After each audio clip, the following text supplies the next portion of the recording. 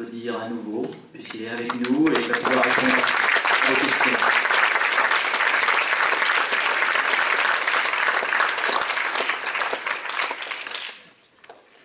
Dispositif habituel, il y a des micros qui tournent dans la salle, donc n'hésitez pas à lever vos bras, à crier, voire à lever les deux, et si vous ne pouvez pas vous lever, ben tant pis. Qui veut commencer? Qui a une première question? Avant que je la pose moi-même, comme d'habitude. Eh bien, je vais la poser moi-même, Christophe.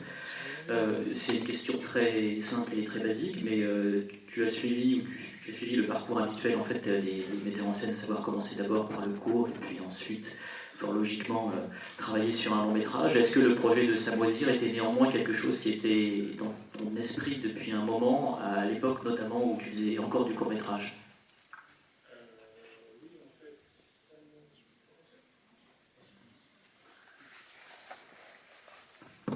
c'est bon, ouais. En fait, Samoisir est un petit peu l'extension d'un court-métrage que j'avais tourné en 2012, je crois, que ça s'appelle Polaris. Et c'est vrai que c'était un petit film qu'on avait tourné en 2 jours et il y avait plein de choses que je voulais ajouter mais que j'avais pas pu parce que c'était plus court, parce qu'on avait vraiment très peu de moyens. Et ce court-métrage lui-même, à la base, venait d'une idée d'une série que je voulais développer. Donc il y avait vraiment beaucoup de choses que je voulais mettre dedans.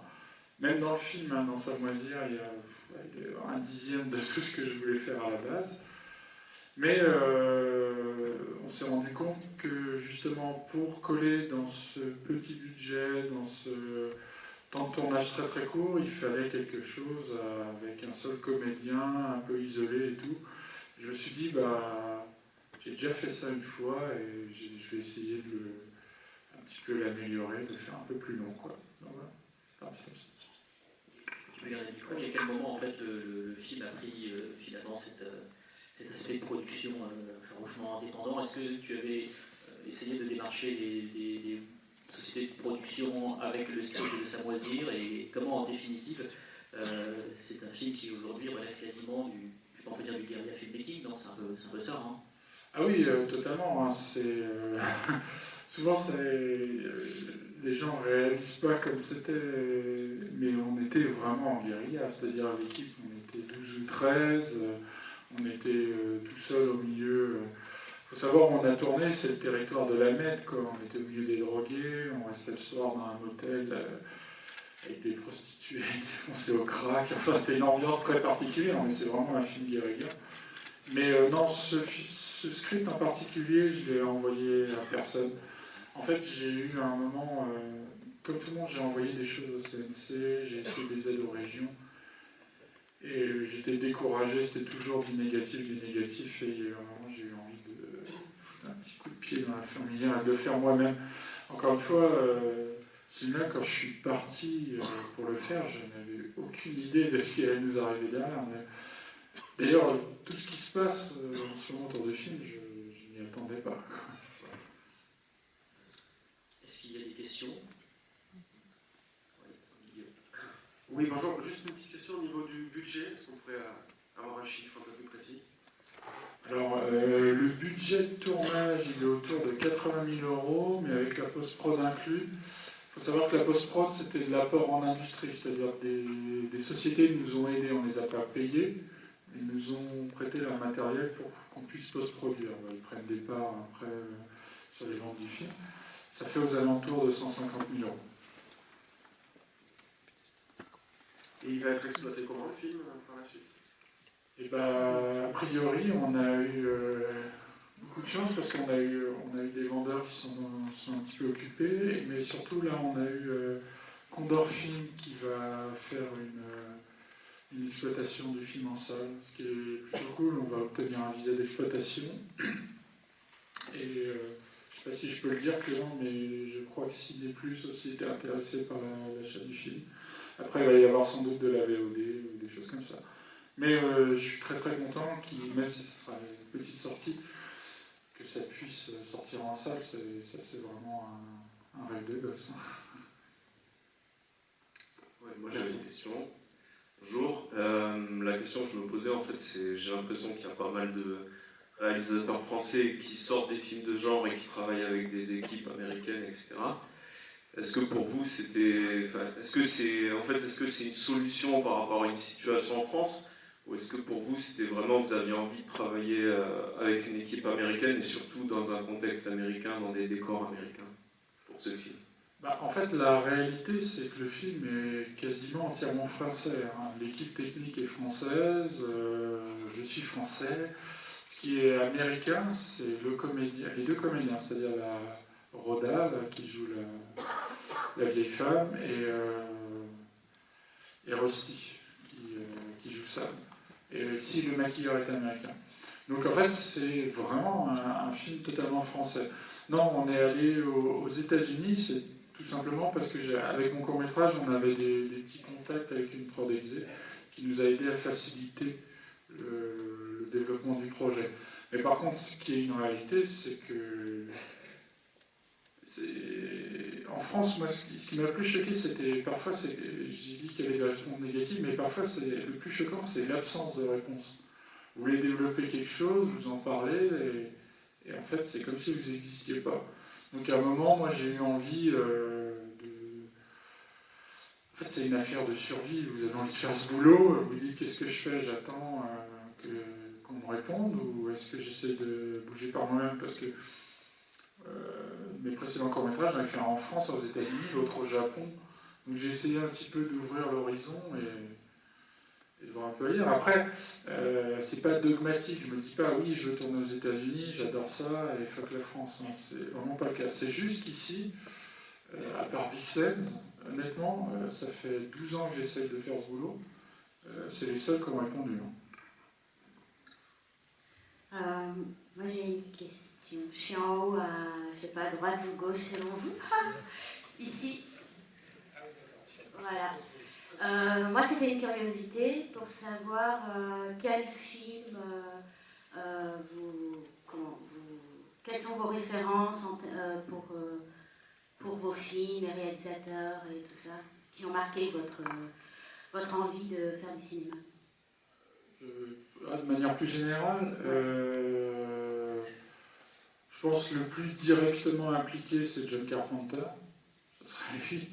Après, j'aime beaucoup La Quatrième Dimension.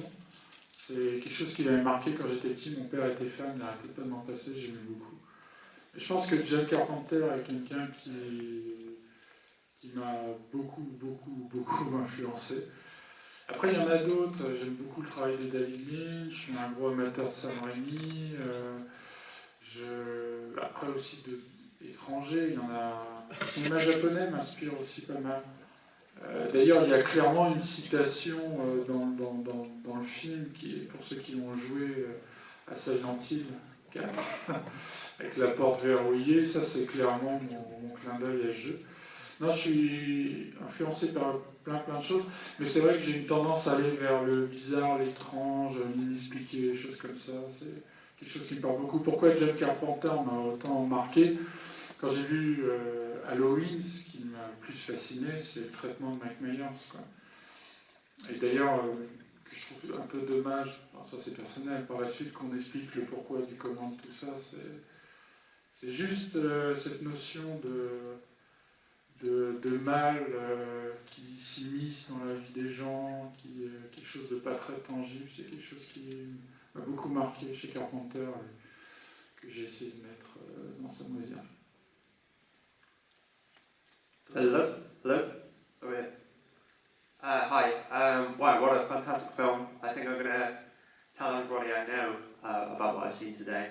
One of the things that struck me is the score by Christine, about the distinctive musical direction. Perhaps you could talk to us about the decision-making with regards to the musical direction that you took. Je réponds en anglais. Sur beaucoup de la bande originale du film qui était composée par le groupe Christine, c'est ça, Christophe? Je réponds en anglais ou en français? Français? Ok. Alors, le groupe Christine, en fait, justement, je parlais de John Carpenter, c'est Vicence qui me les a présentés, et tout de suite, il s'appelle Christine, c'est en référence au film de Carpenter. Donc tout de suite, on est tombé sur la même longueur d'onde. Ça a été assez simple de travailler avec eux parce qu'on s'est rendu compte qu'on avait les mêmes envies. Pour le film, on s'est très bien compris. Après, pour moi, le choix de cette musique, elle vient du fait que je voulais que le film il ait un charme un peu suranné. Parce que, par exemple, je l'ai placé au milieu des années 90. J'ai pas voulu placer l'histoire du film dans quelque chose de très actuel. Et moi, ce qui me paraissait le coller le plus avec ça, c'était par rapport à moi ce que j'avais aimé quand j'étais plus jeune. Donc on s'est très rapidement retrouvé sur ce point-là, quoi. C'est vrai que... Et puis aussi, un autre truc très pratique, je pense que vous le savez, mais la musique électro, c'est moins cher à produire que de faire venir des orchestres, des choses comme ça. C'est pas que j'aime pas ça, j'adore John Williams, mais j'ai pas encore les moyens de payer 500 musiciens. Merci Christophe, et je voudrais simplement conclure en te posant une question concernant tes prochains projets. On a vu que tu étais, je ne sais pas si on peut parler d'attachement, mais en tout cas tu navigues un petit peu à l'international, tu le disais toi-même, tournage aux États-Unis, tournage au Japon, tournage en France. Est-ce que ton prochain film se tournera également à l'étranger, ou est-ce que tu vas, je ne vais pas dire revenir ici, ça ne veut pas dire grand-chose, mais tourner en français et en France peut-être? A priori, j'ai déjà signé pour 2 autres longs métrages. Alors il y en a un qui est en France, mais c'est à La Réunion. Donc voilà, ça sera dans une île paradisiaque, mais on va faire un thriller hyper violent, ambiance vaudou et tout ça dans les jungles réunionnaises. Donc c'est la France quand même, c'est l'outre-mer, mais c'est la France. Et l'autre projet que je travaille avec Vixen en développement, mais on a déjà signé pour le traitement, c'est que je vais adapter une nouvelle de Lovecraft. Je suis gros amateur de Lovecraft depuis très très longtemps. Et j'ai l'impression que, ça c'est très personnel, ça se trouve s'il y a des gens qui aiment Lovecraft vont dire Christophe dit n'importe quoi, mais qu'un des problèmes des films adaptés de Lovecraft, c'est qu'on veut absolument faire voir les monstres pleines balles et tout, bien les rendre visibles, alors que moi quand je le lis, j'ai quand même l'impression que c'est quelque chose d'indicible, imperceptible, et que ça peut coller avec un budget, faire plus peur et coller avec un budget plus limité.